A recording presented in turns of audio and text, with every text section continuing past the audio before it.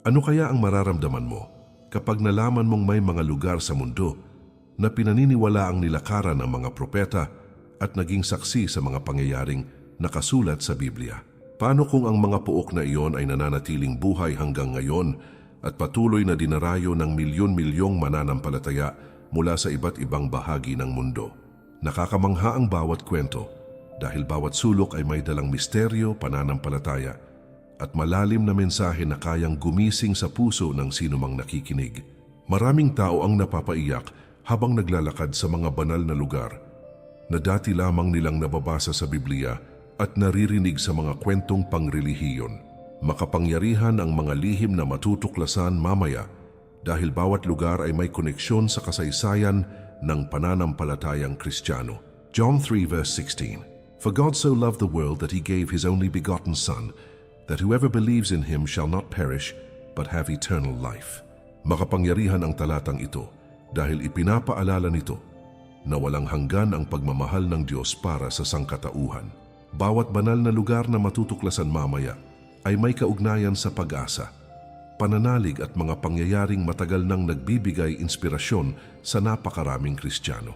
Kakaibang damdamin ang bumabalot sa mga taong bumibisita sa mga puok na minsang naging bahagi ng makasaysayang kwento sa Biblia. Napakalalim ng kahulugan ng bawat destinasyon dahil hindi lamang simpleng lugar ang matatagpuan, kundi mga paalala ng kapangyarihan at habag ng Panginoon. Bago tayo magsimula, mga mahal kong manonood, iniimbitahan ko po kayo na mag-subscribe sa ating channel para lagi po kayong updated sa mga bagong videos na aking gagawin. Paki-like na din ito at share sa iyong mga kaibigan at baguhin natin ang ating buhay sa pamamagitan ng mga salita ng Diyos. Napakalaking biyaya kapag sama-sama nating pinapalaganap ang mga aral ng Panginoon upang mas marami pang tao ang mapalapit sa Kanya.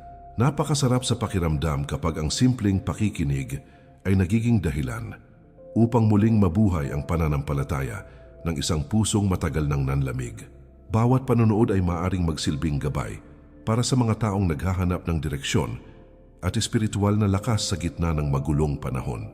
Napakahalaga ng bawat mensaheng maririnig dahil maaring maging daan ito upang muling maramdaman ng tao ang presensya ng Diyos sa kanyang buhay. Hindi lamang kasaysayan ang matutuklasan sa mga susunod na bahagi, kundi mga nakakagulat na detalye tungkol sa mga sagradong lugar na matagal nang iginagalang sa buong mundo. Kamangha-mangha ang ilang puok dahil pinaniniwala ang naglalaman pa rin ng bakas ng mga pangyayaring nagbigay hugis sa pananampalatayang Kristiyano. Napakaraming hiwaga ang nakapalibot sa bawat lugar dahil may mga bagay na hanggang ngayon ay hindi pa rin maipaliwanag ng kasaysayan. Simulan na natin ang paglalakbay patungo sa 10 banal na lugar sa mundo na patuloy na nagbibigay inspirasyon sa milyon-milyong mananampalataya. Una, Jerusalem. Napakahiwaga ng Jerusalem dahil maraming naniniwala na bawat daanan sa lungsod na ito ay minsang nilakaran ng mga banal na taong binanggit sa Biblia.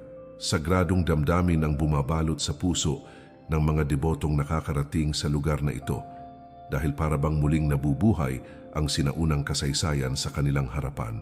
Makikita sa iba't ibang bahagi ng lungsod ang matatandang pader, makasaysayang simbahan at mga pook na matagal nang iginagalang ng mga Kristiyano sa buong mundo. Napakalalim ng koneksyon ng Jerusalem sa pananampalataya, sapagkat maraming mahahalagang pangyayari tungkol kay Jesus ang naganap sa lungsod na ito. Maraming mananampalataya ang napapaiyak habang nagdarasal sa banal na lugar dahil kakaibang kapayapaan ang kanilang nararamdaman habang naroroon sila.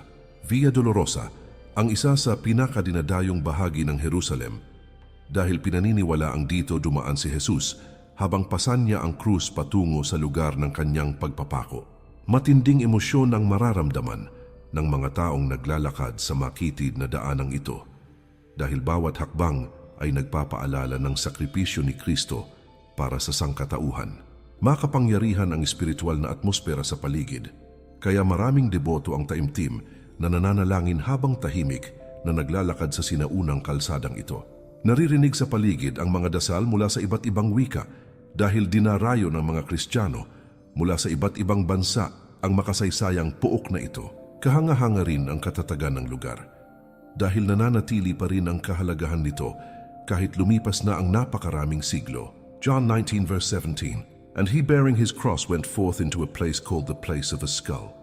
Napakasakit isipin ang hirap na dinanas ni Jesus habang pasan niya ang krus alang-alang sa kaligtasan ng sangkatauhan. Malalim ang kahulugan ng talatang ito dahil ipinapaalala nito ang walang kapantay na pagmamahal at sakripisyo ni Kristo para sa lahat ng tao. Maraming deboto ang mas lalong napapalapit sa Diyos kapag kanilang naaalala ang mga pangyayaring naganap sa banal na lungsod na ito. Garden of Gethsemane, ang isa pang tanyag na lugar sa Jerusalem na madalas puntahan ng mga relihiyosong manlalakbay mula sa iba't ibang panig ng daigdig. Pinaniniwala ang sa hardin na ito taimtim, nananalangin si Jesus bago siya dakpin ng mga sundalo noong sinaunang panahon. Tahimik at payapa ang kapaligiran, kaya maraming bumibisita ang nakakaramdam ng matinding espiritual na kapanatagan habang sila ay nagdarasal. Makikita rin sa paligid ang mga sinaunang punong olibo na sinasabing napakatagal nang nakatayo sa lugar na ito. Kamangha-mangha ang karanasan ng mga deboto dahil para bang napakalapit ng presensya ng Diyos habang sila ay nasa loob ng hardin. Patuloy na itinuturing ang Jerusalem bilang puso ng pananampalatayang Kristiyano dahil napakaraming banal na alaala ang nakaukit sa bawat sulok ng lungsod. Napakalaking inspirasyon ng lugar na ito para sa mga taong naghahanap ng pag-asa at kapatawaran. Ikalawa, Vatican City. Napakaraming deboto ang nangangarap makarating sa dakilang lungsod na ito dahil itinuturing itong tahanan ng Santo Papa at puso ng simbahang Katolika. Kahanga-hanga ang bawat estruktura sa paligid dahil punong-puno ng makasaysayang sining, sagradong simbolo at mga alaalang may kaugnayan sa Kristyanismo. Makapangyarihan ang espiritual na presensya sa lugar na ito, kaya maraming mananampalataya ang napapaluhod habang taimtim na nananalangin sa loob ng mga banal na gusali. Napakalalim ng kahalagahan ng Vatican City dahil nagsisilbi itong gabay ng milyon-milyong Kristiyano sa iba't ibang bahagi ng daigdig sa loob ng napakahabang panahon. St. Peter's Basilica, ang isa sa pinakabantog na simbahan sa buong mundo na matatagpuan sa gitna ng Vatican City. Napakaganda ng loob ng basilika dahil napapalibutan ito ng matatayog na haligi, makukulay na disenyo at napakadetalyadong likhang sining na tunay na kahanga-hanga. Maraming deboto ang naniniwala na sa ilalim ng simbahan ay matatagpuan ang puntod ni Apostol Pedro na isa sa pinakamalapit na alagad ni Jesus. Matinding emosyon ang mararamdaman habang naglalakad sa loob ng banal na gusali dahil bawat bahagi nito ay sumasalamin sa pananampalataya at debosyon. Napakatahimik ng ilang sulok ng basilika, kaya maraming tao ang lumuluha habang nagdarasal at humihingi ng gabay mula sa Panginoon. Matthew 16 verse 18, "And I say also unto thee, that thou art Peter, and upon this rock I will build my church." Napakahalaga ng talatang ito dahil ipinapakita nito ang mahalagang papel ni Apostol Pedro sa pagtatatag ng simbahang Kristiyano. Malalim ang koneksyon ng Vatican City sa bersikulong ito dahil si Apostol Pedro ang kinikilalang unang pinuno ng simbahang Katolika. Maraming mananampalataya ang mas lalong tumitibay ang pananalig matapos nilang marinig at maunawaan ang kahulugan ng banal na mensaheng ito. Sistine Chapel ang isa pang tanyag na bahagi ng Vatican City na kilala sa pambihirang likhang sining na matagal nang hinahangaan sa buong mundo. Makikita sa kisame ng kapilya ang napakagandang obra na nagpapakita ng mga tagpo mula sa Biblia na nilikha ng bantog na pintor na si Michelangelo.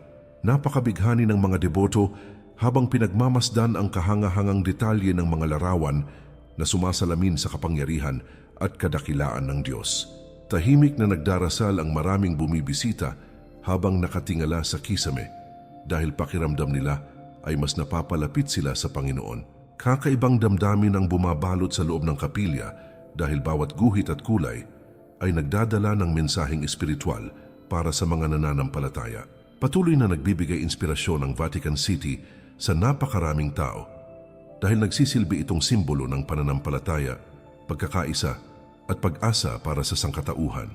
Napakalawak ng impluensya ng banal na lungsod na ito dahil milyon-milyong deboto ang patuloy na sumusunod sa mga aral na nagmumula rito. Ikatlo, Bethlehem. Tahimik ngunit napakabanal ng bayang ito na matagal nang kinikilala bilang lugar kung saan isinilang si Jesus na tagapagligtas ng sangkatauhan. Napakaraming Kristiyano ang nangangarap makarating sa makasaysayang puok na ito upang mas mapalapit sa kwento ng kapanganakan ni Kristo na nakasulat sa Biblia. Kamangha-mangha ang kapaligiran dahil nananatili pa rin ang sinaunang anyo ng maraming gusali at daanang nagdadala ng alaala mula sa napakalayong panahon.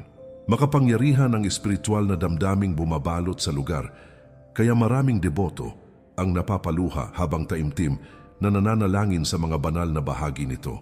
Napakalalim ng kahalagahan ng bayang ito dahil dito nagsimula ang isa sa pinakamahalagang pangyayari sa kasaysayan ng pananampalatayang Kristiyano. Church of the Nativity, ang pinakabantog na simbahan sa lugar na ito na dinarayo ng milyon-milyong mananampalataya mula sa iba't ibang bansa bawat taon. Pinaniniwalaan ng maraming deboto na sa ilalim ng simbahan matatagpuan ang mismong bahagi kung saan isinilang si Jesus noong sinaunang panahon.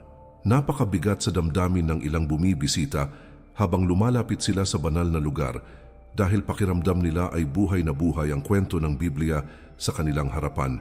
Makikita rin sa loob ang matatandang haligi, sinaunang dekorasyon, at mga ilaw na nagbibigay ng tahimik at sagradong atmosfera sa buong paligid. Kakaibang kapayapaan ang nararamdaman ng maraming tao habang sila ay nakaluhod at taimtim na nagdarasal sa loob ng simbahan. Luke 2 verse 11, "For unto you is born this day in the city of David a Savior, which is Christ the Lord." Napakahalaga ng talatang ito dahil ipinapahayag nito ang pagsilang ni Jesus na naging liwanag at pag-asa para sa buong sangkatauhan. Malalim ang mensaheng dala ng bersikulong ito sapagkat ipinapaalala nito ang pagmamahal ng Diyos sa mga taong nananalig at nagtitiwala sa Kanya. Maraming Kristiyano ang mas lalong tumitibay ang pananampalataya habang kanilang inaalala ang banal na kapanganakang naganap sa sagradong bayang ito. Shepherd's Field ang isa pang tanyag na bahagi ng lugar na may malaking kahalagahan sa kasaysayan ng Kristyanismo.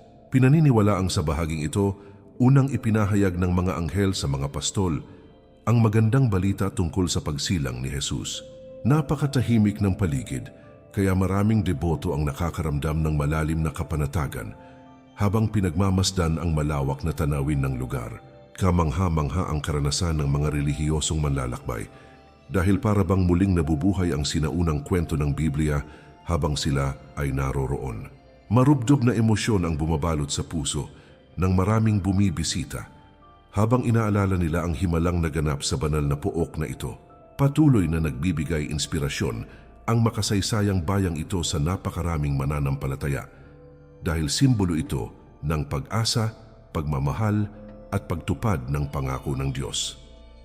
Ika-4, Nazareth. Nakatago sa gitna ng makasaysayang lupain ng Israel ang isang bayang matagal nang itinuturing na mahalagang bahagi ng buhay ni Jesus noong kanyang kabataan. Simple lamang ang pamumuhay noon sa lugar na ito, ngunit napakalalim ng koneksyon nito sa pananampalatayang Kristiyano na patuloy na pinanghahawakan ng milyon-milyong tao.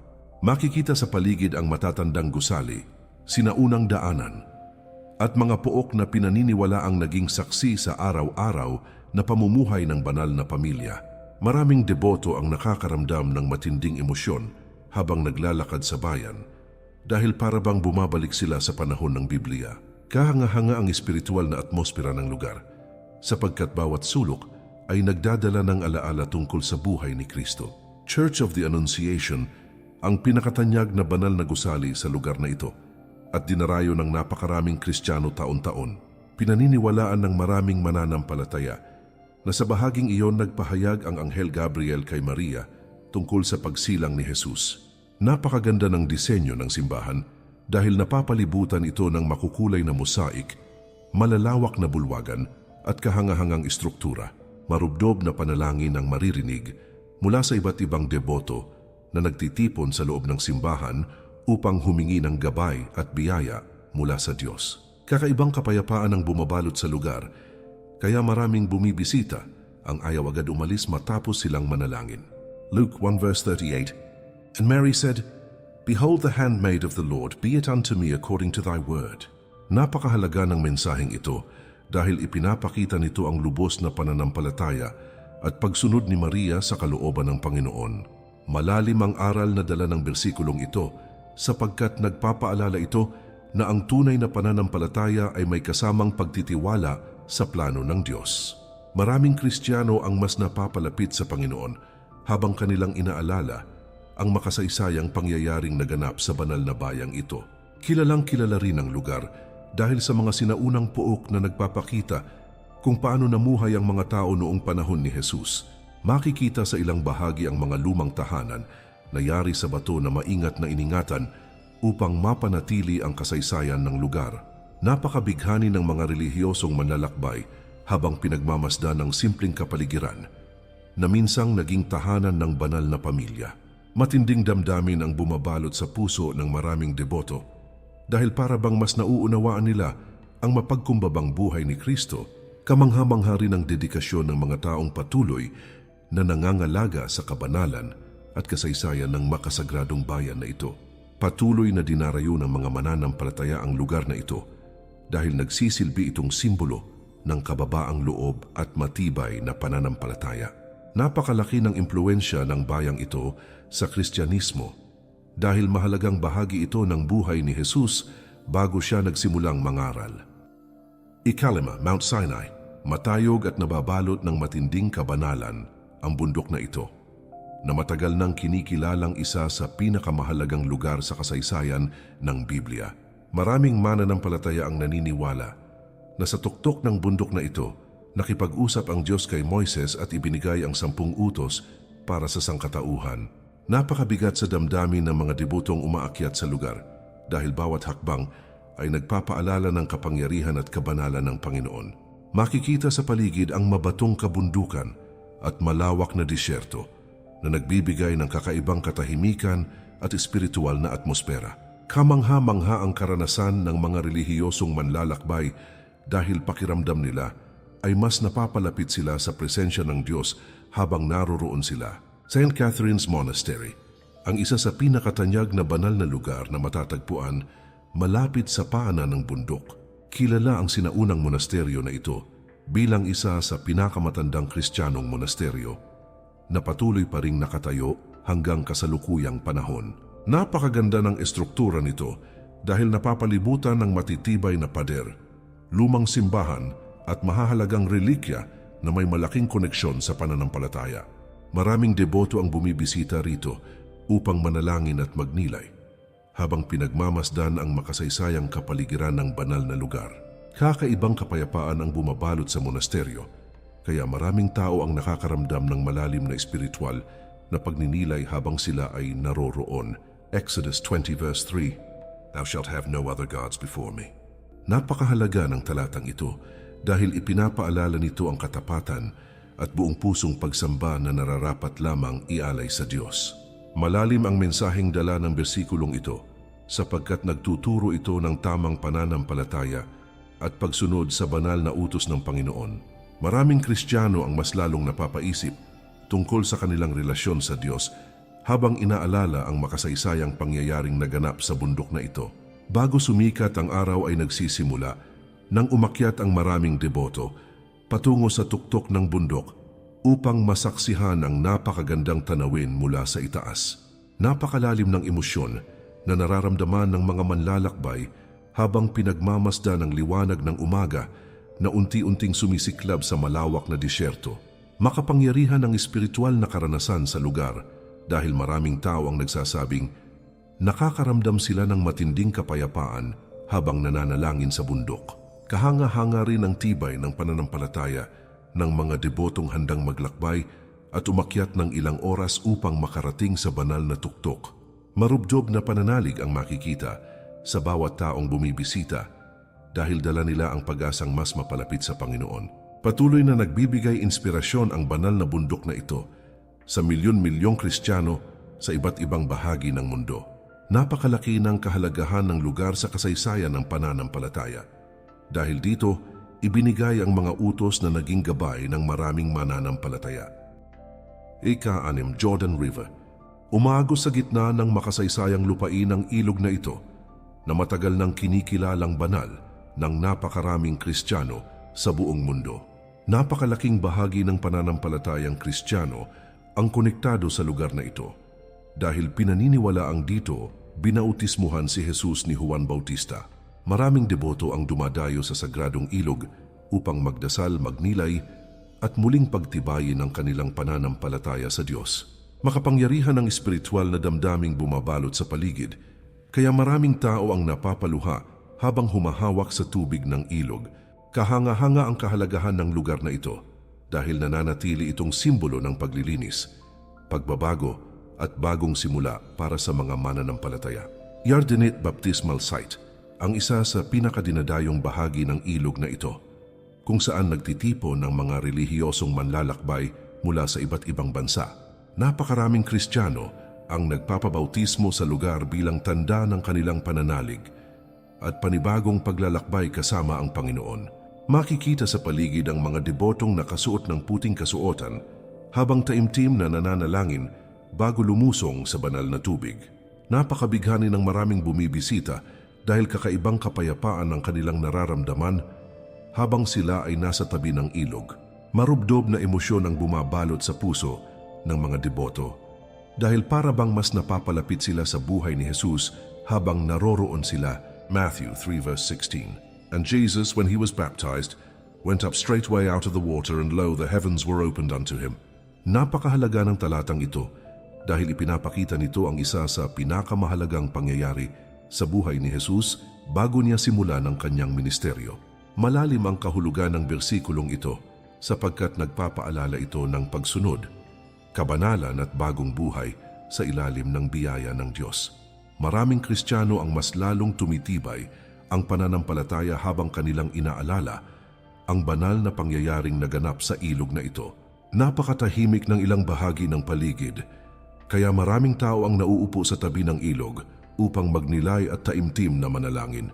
Makikita rin sa lugar ang mga sinaunang bahagi ng lupain na may koneksyon sa iba pang makasaysayang kwento mula sa Biblia. Kamangha-mangha ang tanawin ng umaagos na tubig dahil nagbibigay ito ng kakaibang kapanatagan sa puso ng mga bumibisita. Maraming deboto ang nag-uuwi ng tubig mula sa ilog bilang banal na alaala ng kanilang espiritual na paglalakbay. Kakaibang ligaya ang nararamdaman ng mga relihiyosong manlalakbay matapos nilang maranasan ang kabanalan ng makasagradong lugar na ito. Patuloy na dinarayo ng milyon-milyong mananampalataya ang ilog na ito dahil nagsisilbi itong paalala ng pananampalataya at pagbabago ng buhay. Napakalaki ng impluwensya ng banal na lugar na ito sa kasaysayan ng Kristyanismo dahil konektado ito sa buhay at ministeryo ni Jesus. Ikapito, Sea of Galilee. Napakalawak at napakaganda ng lawa na ito na matagal nang naging bahagi ng mahahalagang pangyayari sa buhay at ministeryo ni Jesus. Maraming Kristiyano ang bumibisita sa banal na lugar na ito dahil pinaniniwalaang dito nangaral si Kristo at gumawa ng mga himalang nakasulat sa Biblia. Makapangyarihan ang espiritual na damdaming nararamdaman sa paligid sapagkat bawat alon ng tubig ay tila nagdadala ng alaala mula sa sinaunang panahon. Kamangha-mangha ang tanawin ng lawa, lalo na kapag sumisikat ang araw at tumatama ang liwanag sa malinaw na tubig nito. Marubdob na pananampalataya ang bumabalot sa puso ng mga debotong naglalakbay patungo sa makasaysayang lugar na ito. Capernaum ang isa sa mga kilalang lugar malapit sa lawa na may malaking koneksyon sa ministeryo ni Jesus at ng kanyang mga alagad. Pinaniniwalaan ng maraming mananampalataya na sa lugar na ito madalas mangaral si Kristo at magsagawa ng mga himala para sa mga tao. Makikita sa paligid ang mga guho ng sinaunang gusali na nagsisilbing paalala ng makulay na kasaysayan ng pananampalatayang Kristiyano. Napakabighani ng maraming relihiyosong manlalakbay habang pinagmamasdan ang mga labi ng sinaunang bayan na minsang naging sentro ng ministeryo ni Jesus. Kakaibang emosyon ang nararamdaman ng mga deboto habang nagdarasal sa lugar na minsang nilakaran ng tagapagligtas. Mark 4 verse 39. And he arose and rebuked the wind and said unto the sea, Peace, be still. Napakahalaga ng talatang ito dahil ipinapakita nito ang kapangyarihan ni Jesus maging sa kalikasan At sa nagngangalit na bagyo, malalim ang mensaheng dala ng bersikulong ito sapagkat nagpapaalala ito na kayang magdala ng Diyos ng kapayapaan kahit sa gitna ng kaguluhan at pagsubok. Maraming Kristiyano ang nakakaramdam ng pag-asa habang inaalala nila ang himalang naganap sa banal na lawa na ito. Maraming deboto ang sumasakay sa mga bangkang kahawig ng gamit noong sinaunang panahon upang maranasan ang kakaibang paglalakbay sa lawa. Napakatahimik ng paligid habang dahan-dahang umaandar ang bangka sa ibabaw ng malinaw na tubig na minsang dinaanan ni Jesus at ng kanyang mga alagad. Makapangyarihan ang espiritual na karanasan sa gitna ng lawa dahil maraming tao ang sama-samang nananalangin habang pinagmamasdan ang malawak na tanawin. Kahanga-hanga ang damdaming bumabalot sa lugar dahil para bang muling nabubuhay ang mga kwento mula sa Biblia habang naroroon ang mga deboto. Maraming relihiyosong manlalakbay ang nagsasabing hindi nila malilimutan ang kapayapaang kanilang naramdaman habang sila ay nasa banal na lawa. Patuloy na nagbibigay inspirasyon ang makasaysayang lugar na ito sa napakaraming Kristiyano sa iba't ibang panig ng mundo. Napakalaki ng kahalagahan ng lawa sa pananampalatayang Kristiyano dahil maraming himala at pangangaral ni Jesus ang naganap sa paligid nito. Ikawalo, Garden Tomb. Nababalot ng katahimikan at malalim na kabanalan ng lugar na ito na matagal nang pinaniniwala ang konektado sa muling pagkabuhay ni Jesus. Maraming Kristiyano ang dumadayo rito dahil nais nilang maramdaman ang makapangyarihang alaala ng tagumpay ni Kristo laban sa kamatayan. Makikita sa paligid ang sinaunang batong libingan na nagbibigay ng matinding emosyon sa mga debotong bumibisita sa banal na puok na ito. Kamangha-mangha ang kapaligiran dahil napapalibutan ng lugar ng mga halaman at hardin na nagbibigay ng payapang atmosfera para sa panalangin. Napakalalim ng espiritual na kahalagahan ng puok na ito sapagkat nagpapaalala ito ng pag-asa at buhay na walang hanggan para sa mga nananampalataya. Maraming relihiyosong manlalakbay ang taimtim na nananalangin habang tahimik na pumapasok sa loob ng sinaunang libingan. Napakabigat sa damdamin ng sandaling iyon dahil pakiramdam ng mga deboto ay napakalapit nila sa isa sa pinakamahalagang pangyayari sa kasaysayan ng Kristyanismo.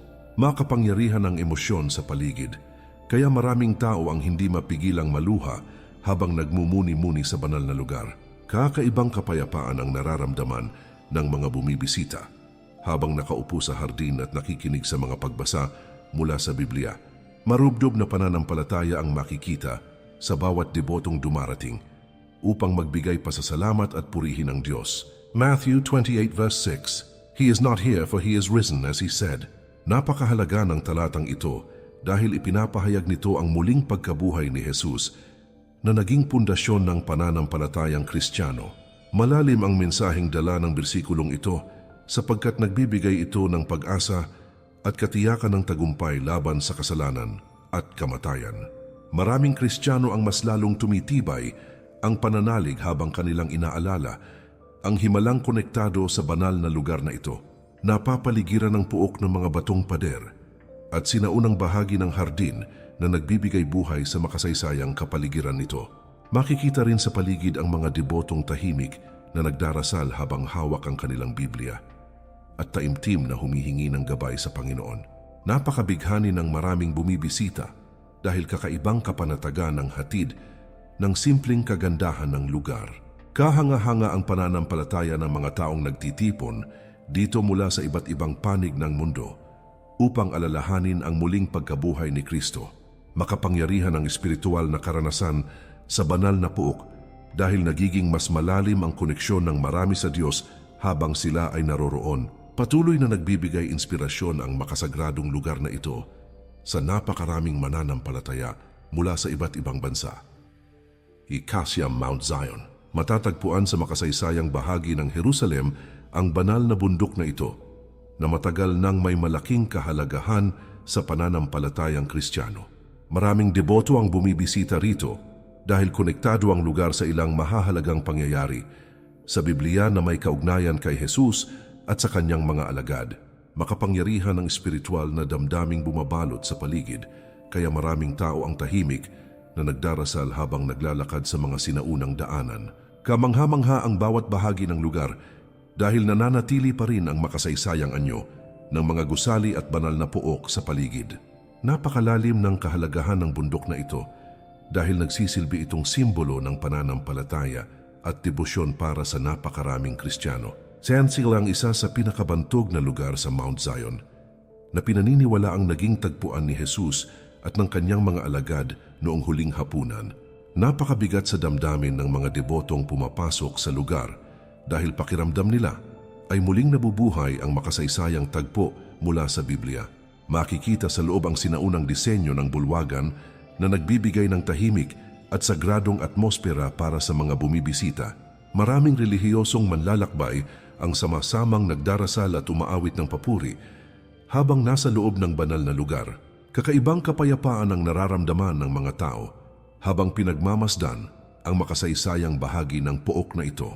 Luke 22 verse 19. And he took bread and gave thanks and brake it and gave unto them.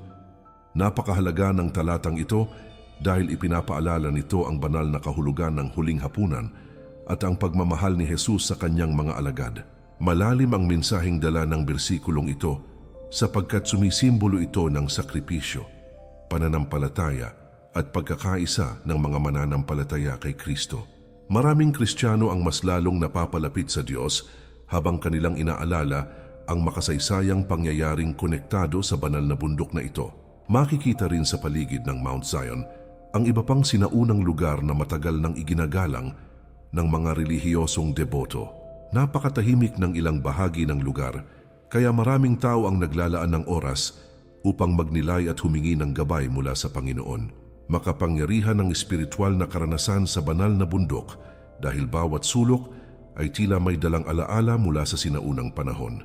Kahanga-hanga ang dedikasyon ng mga debotong handang maglakbay ng napakalayo upang makarating lamang sa makasaysayang pook na ito. Marubdob na emosyon ang bumabalot sa puso ng mga bumibisita habang inaalala nila ang mga pangyayaring nakasulat sa Biblia. Patuloy na dinarayo ng milyon-milyong mananampalataya ang banal na bundok na ito dahil nagsisilbi itong paalala ng pananampalataya at sakripisyo ni Kristo. Napakalaki ng impluensya ng lugar sa kasaysayan ng Kristyanismo dahil konektado ito sa ilan sa pinakamahalagang pangyayari sa Biblia. Ika-10, Mount Ararat. Nababalutan ng hiwaga at malalim na pananampalataya ang napakataas na bundok na ito na matagal nang inuugnay sa kwento ni Noah at ng dakilang baha sa Biblia. Maraming Kristiyano ang humahanga sa lugar na ito dahil pinaniniwalaang dito huminto ang arka matapos humupa ang napakalawak na pagbaha sa mundo noong sinaunang panahon. Makapangyarihan ang damdaming nararamdaman ng mga deboto habang pinagmamasdan ang napakalaking bundok na tila matayog na simbolo ng pag-asa at pagliligtas ng Diyos.